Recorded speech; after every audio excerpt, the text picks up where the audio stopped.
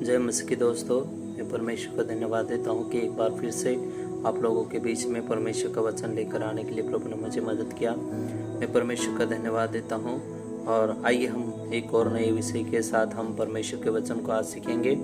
और आज का विषय मैं आप लोगों के बीच में रखना चाहता हूँ और वह विषय यह है कि क्या हमें परमेश्वर का भय मानना चाहिए। जी हाँ, जरूर हमें परमेश्वर का भय मानना चाहिए, क्योंकि बाइबल बताती है, अय्यूब इसका एक वचन में बताती है कि उस देश में अय्यूब नामक एक पुरुष था। वह खरा और सीधा था और परमेश्वर का भय मानता और बुराई से दूर रहता था।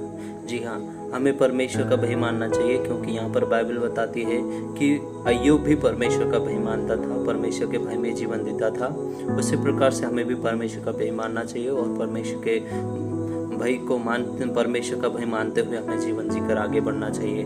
क्योंकि मेरे प्रिय, हम अय्यूब के जीवन में देखते हैं कि अय्यूब इसीलिए परीक्षा में भी स्थिर रहा क्योंकि वो परमेश्वर का भय मानता रहा। और भी आप लोगों को मैं बताना चाहता हूँ कि हमें और भी क्यों परमेश्वर का भय मानना चाहिए।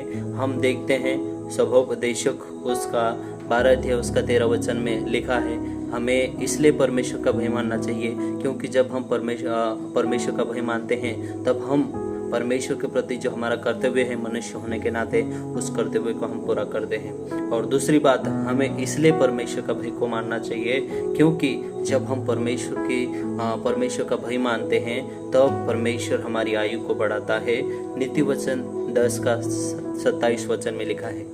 मेरे प्रियो, आपको मुझे इसलिए परमेश्वर का भय मानना चाहिए और परमेश्वर के भय में होकर जीवन जीना चाहिए। तीसरी बात आप लोगों को मैं बताना चाहता हूँ कि हमें इसलिए भय मानना चाहिए क्योंकि जब हम परमेश्वर का भय मानते हैं तब हमारा जो भरोसा होता है वो दृढ़ मजबूत हो जाता है। इसलिए हमें परमेश्वर का भय को मानना है और परमेश्वर के भय में होकर जीवन जीना और आगे बढ़ना है। और चौथी बात मैं आप लोगों को बताना चाहता हूँ कि हमें इसलिए भय मानना है क्योंकि जब हम भय मानते हैं, परमेश्वर का जब भय मानते हैं तब हमारी प्रार्थना सुनी जाती है। यह वचन मलाकी 3 का 16 में लिखा गया है।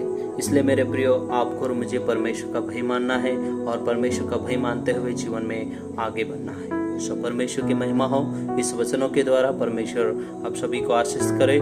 Have a blessed day. God bless you everyone. जय मसीह की।